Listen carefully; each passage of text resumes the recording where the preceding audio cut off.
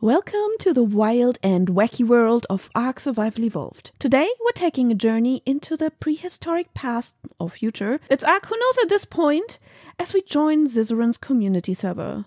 For those who don't know Zizaran, he's a popular Twitch streamer who's known for his playing expertise, especially in ARPG games like Path of Exile. Dedicated casual, that's how I used to play games.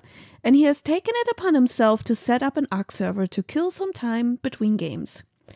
But this isn't your average Ark server. This is an unmodded, slightly boosted PvE server, full of beginner players, and we're jumping in headfirst as the tribe, Tiia's Tryhards. That's right, we're here to show these noobs how it's done. But it looks like we're in luck, because it turns out that Tiia's Tryhards is actually made up of a group of Ark experts. Some of these peeps have thousands of hours of Ark gameplay experience under their belts. And some of them have even braved the harsh and unforgiving world of official servers. That means they know the pain of the grind without the luxury of mods to make things a little bit easier. So buckle up, it's time to dive into the world of Ark Survival Evolved and see if we can survive long enough to not embarrass ourselves by setting the expectations way too high. And speaking of getting started, let me introduce you to my character. I decided to create a tiny character, so I'm now officially known as Tiny Tiia. That's right, I may be small, but I am fierce. And I'm ready to take on whatever this crazy server has in store for me. We're playing on the Fjordo map, which is known for its rugged terrain and treacherous waters.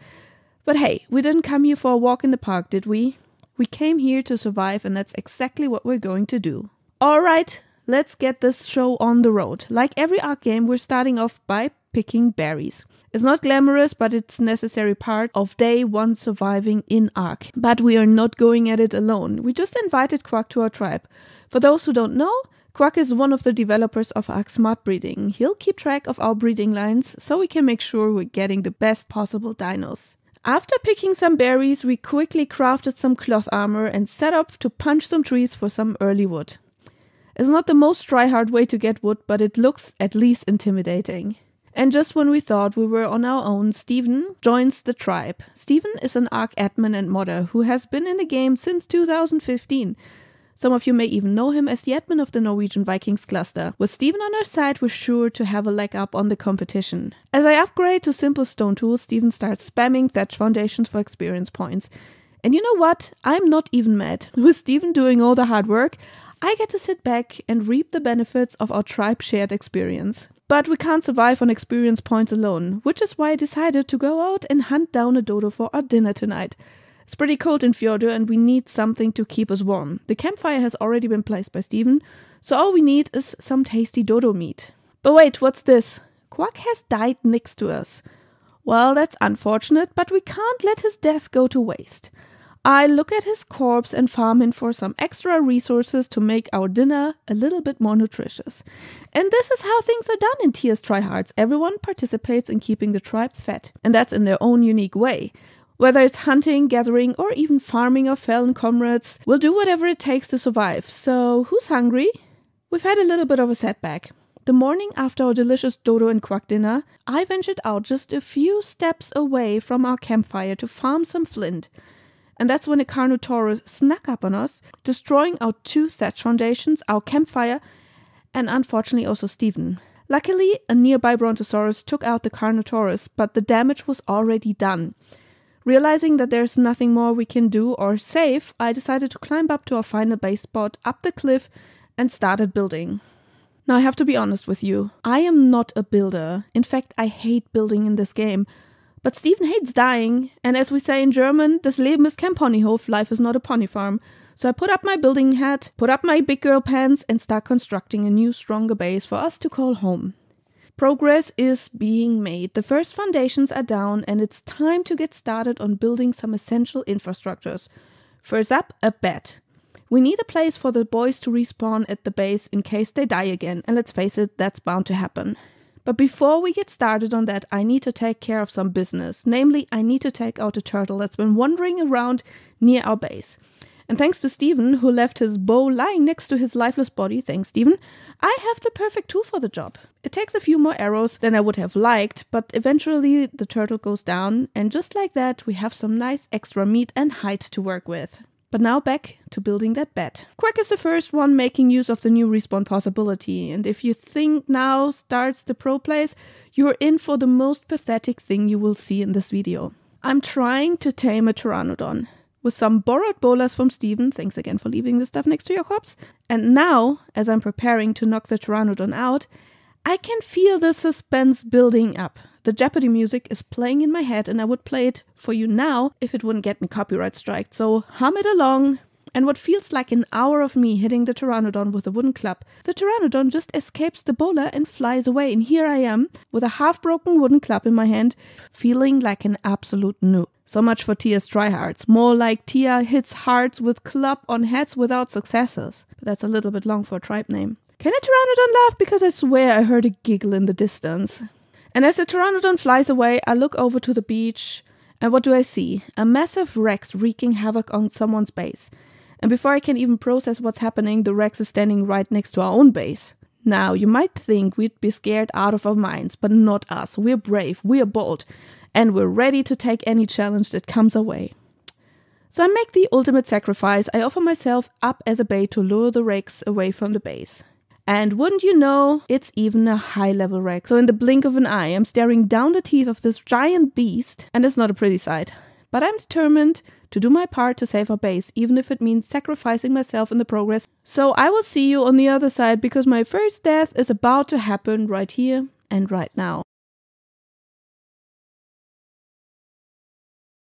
I respawn back at our base, feeling a little disoriented, but ready to get back into the action. And what do? I run straight towards the Rex again, because apparently I have a death wish or something. This time the Rex is a little further away, but not by much. And before I know it, I'm running for my life, trying to escape its deathly jaws, but it's not meant to be, as I get eaten for a second time while running towards the beach. So after being devoured by this Rex twice, I respawned only to find our bed was on respawn cooldown. So off I go into the wilderness, trying to find my way back to the base. And my luck just keeps getting better, because on my first try, I get eaten by a random spider on the beach. Like, is this Australia or what? But I'm not giving up easily, so I respawn and try again, and even further away from the base this time. On my journey back, I run into some other survivors who happen to be our neighbors. Hi neighbors. It's always nice to have friendly faces around in a game like this. And as luck would have it, I managed to tame a Moschops on my way back to base. Who wouldn't want a mighty, well okay, a chubby mount to gallop towards the sunset? Ah, the beauty of sunset. But wait, what's that feeling creeping up on me? Right, it's the chilly breeze of nightfall. And as if it wasn't bad enough, I realized that I do not have armor to keep me warm. And I'm already freezing, and to make matters worse, Chubby Chops and I are out in the middle of nowhere. We start to run as fast as we can, hoping to find some shelter or a way to warm up, and thankfully, we come across a campfire that another survivor had left behind. But as it turns out, even that isn't enough to keep me from freezing to death. I watch helplessly as my life points start dropping drastically. I managed to make it through the night after all, but unfortunately I'm in a pretty bad shape. I'm so low on life that I can't even see my life bar anymore. And it's a good thing that Chubby Chops can't see me right now, or he'd be pretty worried about me. I had decided to hop off the Moschops so that he doesn't have to witness my demise. I promised myself that I'll come back for him later, but as you already know, things don't always go according to plan in Ark Survival Evolved. Spoiler alert, I never did come back for Chubby Chops, and he met the rather untimely demise at the hands, or rather, should I say talents of an Argentavis? Whoops.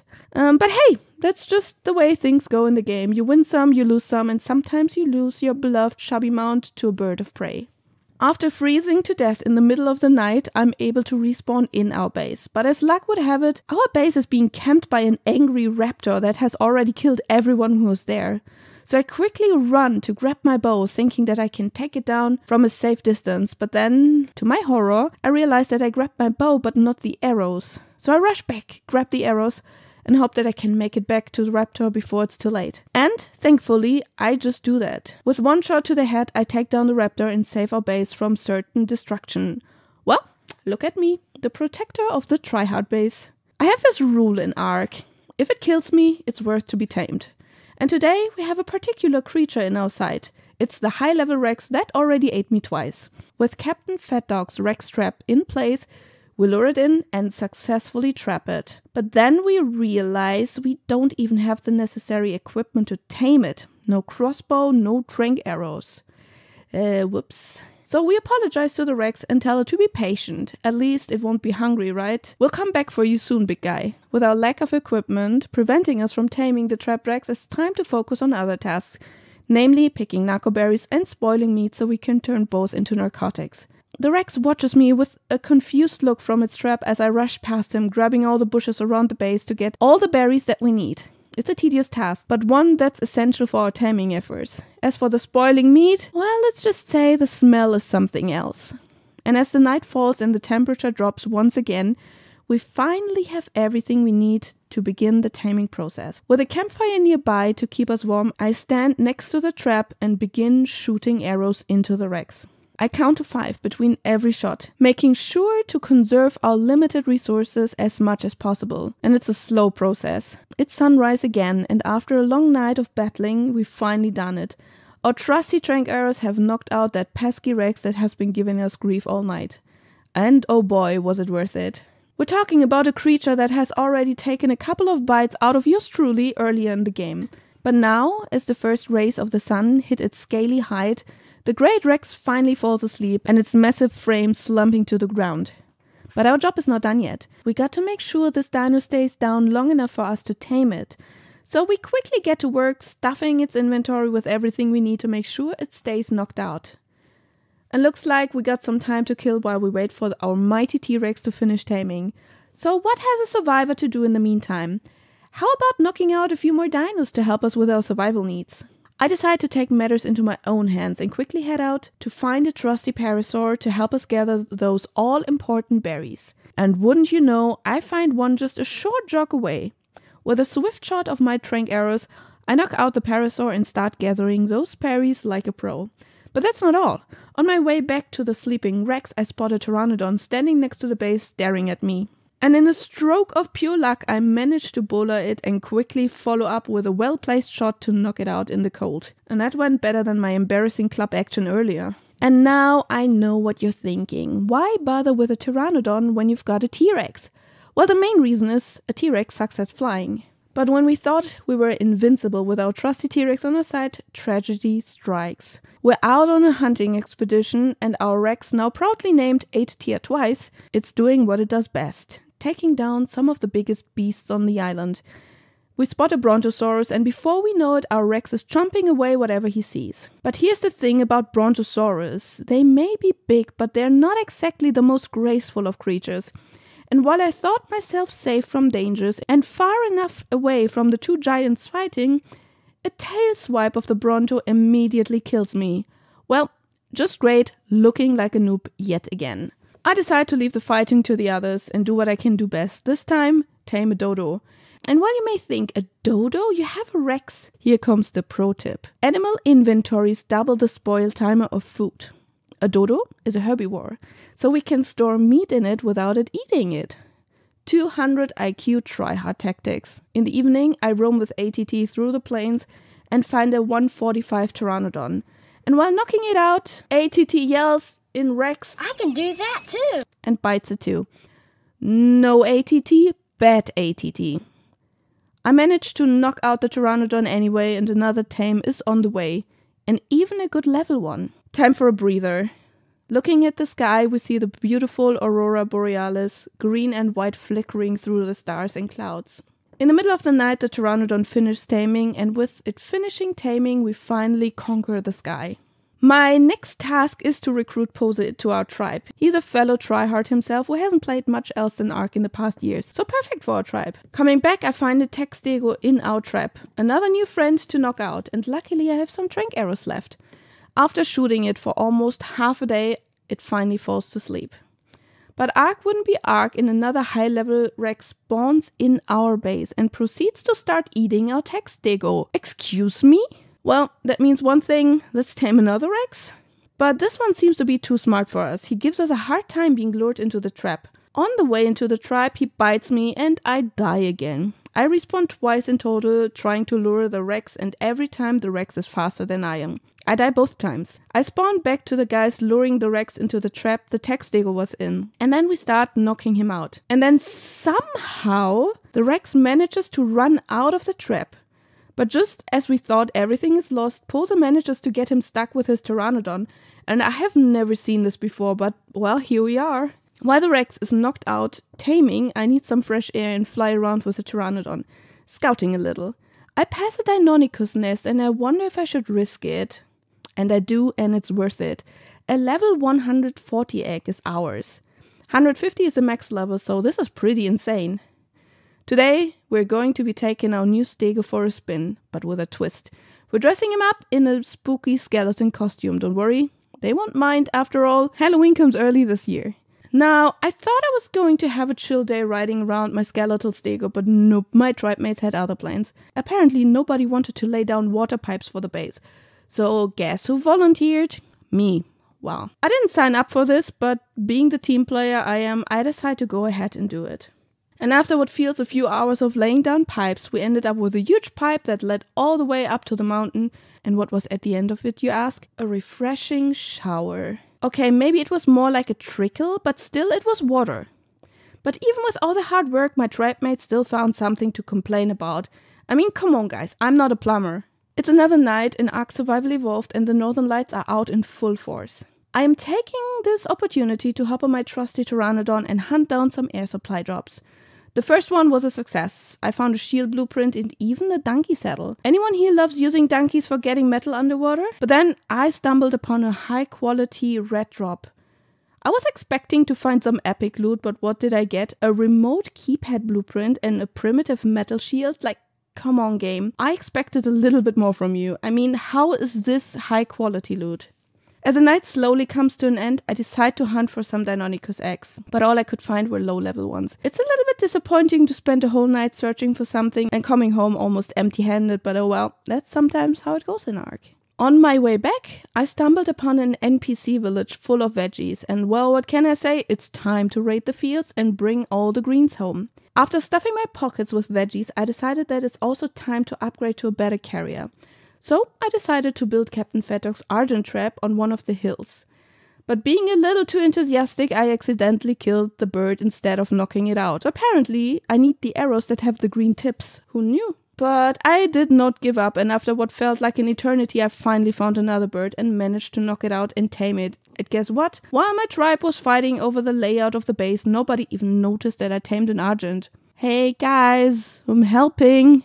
No, I can finally transport all those veggies and anything else I want with ease. So, if you need something transported, just give me a call, I'm the girl with the big bird. It's great to hear that my tribe finally appreciates my efforts and we're on the way to the industrial age. But before that, we need to farm some more metal. And unfortunately, due to the lack of S+ mod and the inability to pull materials into inventories, we had to come up with a solution and we ended up making a line of people throwing metal in the direction of the forge. It was not the most efficient method, but it got the job done.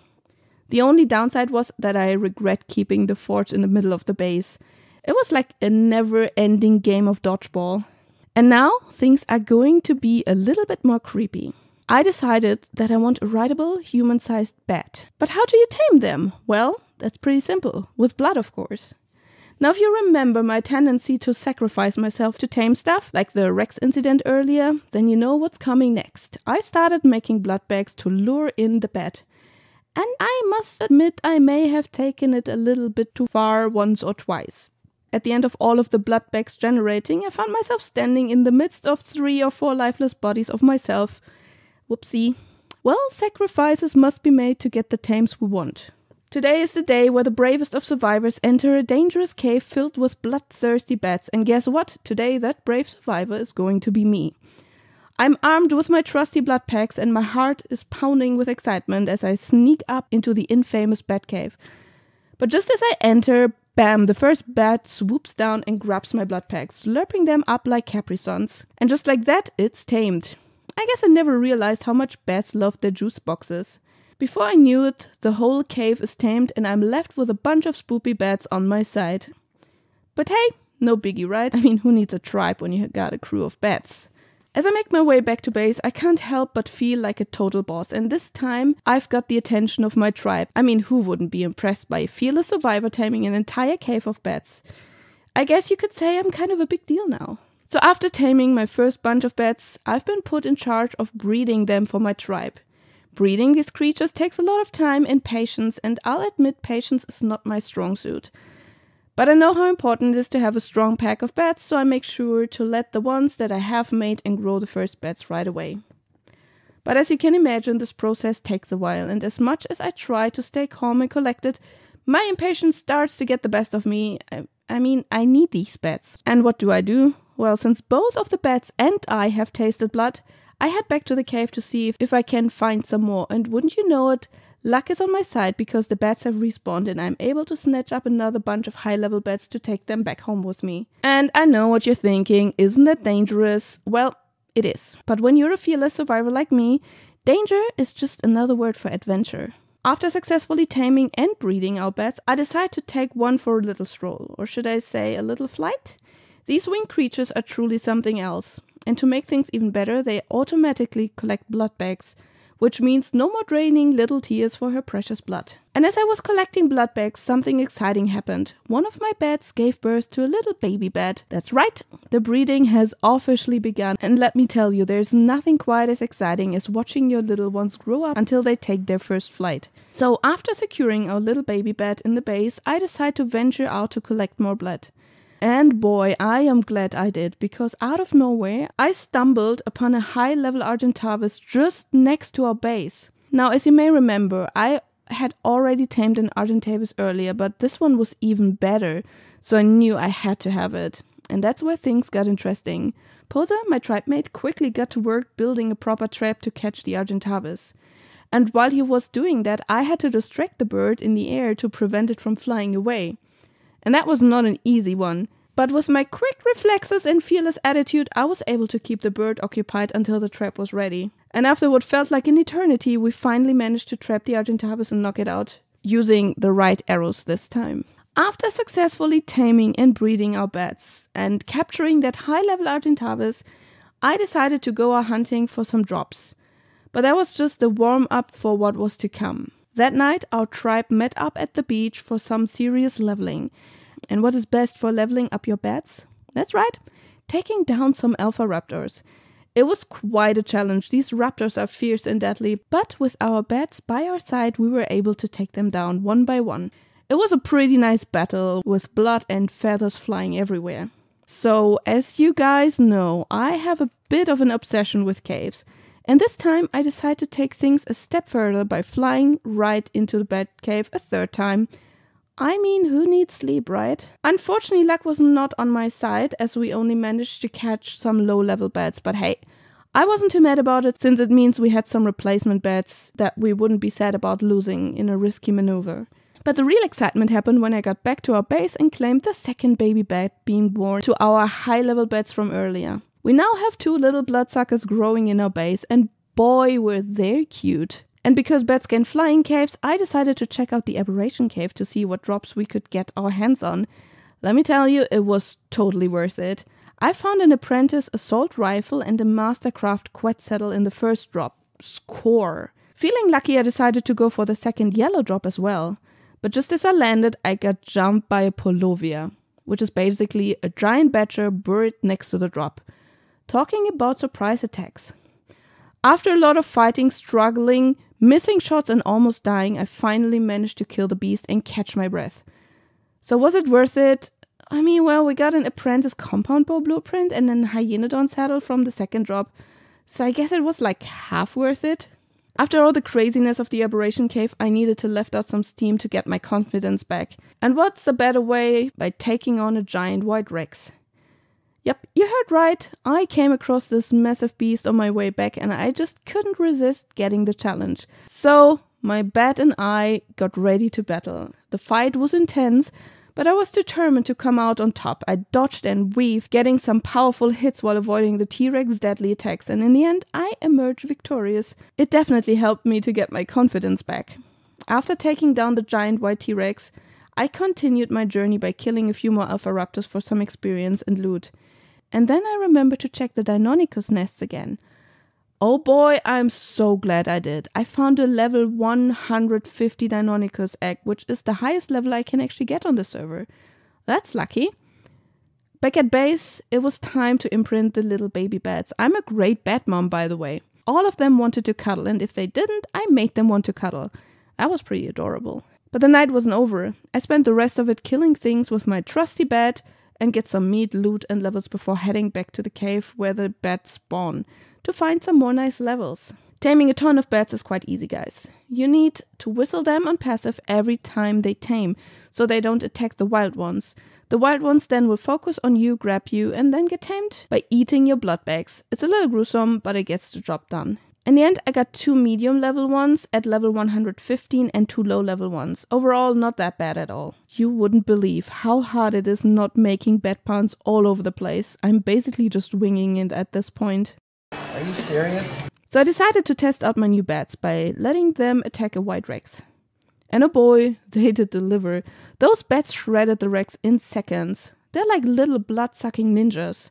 But my victory was short-lived. I received an emergency call from Pose, my tribe mate. He had taken our high-level Argentavis to the other side of the map to farm, and unfortunately he got attacked by a griffin. He lost his life and the bird, and I had to help him get at least his inventory and the bird saddle back. Sad times indeed, but hey, at least I can now tame more birds, right? Gotta stay positive in this game. So we arrived back at our base to find that somebody had dropped an Ankylosaurus in our taming pen.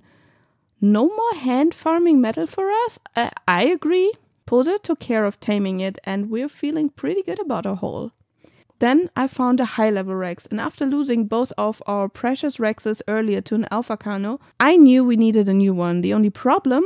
This Rex was miles away from our base. But I mean, I'm the fearless adventurer, and I decided to drag the Rex towards our base. And I can tell you, I regretted every single second of it. Back at the base, the traps we had were already full of tame, so I had to try and tame it in the wild. And this made me almost rage quit the game. The Rex didn't want to chase me. It kept running away and even went into the water a few times. It took over an hour in real time to finally get it knocked out. And just when I thought it couldn't get any worse, my GeForce Now streaming service decided to tell me, oh, by the way, you gotta restart now. Like, talk about bad timing. After a quick break and a nice leg stretch, we're ready to get back into the game. But I was lucky, because I only had a little bit to wait for our Rex to finish taming. And it's like waiting for this pot of water to boil. It feels like it takes forever. Finally, our Rex was tamed and we were back on our way to base. But on the way, something caught our eye.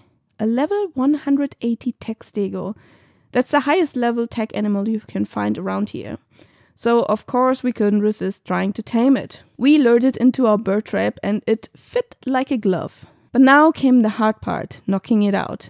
With only a crossbow at our disposal, this was going to take forever. I felt like we were shooting it with pebbles. But just when we thought we were alone in the struggle, our new tribe mate Swaffy joined us. As an official player, this guy is a super tryhard. We're talking next level dedication to the game. And I mean this in the best way possible. Anyway, I continued to tame the tech stego, and just as the sun was starting to peak above the horizon, it finally fell asleep. Perfect timing.